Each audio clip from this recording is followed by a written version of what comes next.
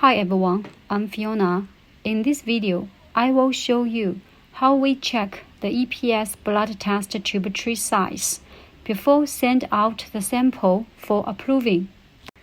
If there is something to be said about this mold, it is that the wall thickness are particularly thin.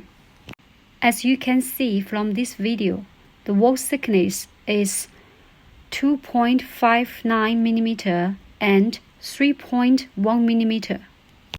Width from drawing 172 mm. Length from drawing 162 mm. Height from drawing 32 mm. Width from drawing 193 mm. Length from drawing 106 mm. Height from drawing 32 mm. People always say, seeing is believing. I hope you enjoy this video. For more information about EPS mold, please leave your comments below or contact with us by email. We would love to hear from you. See you next video.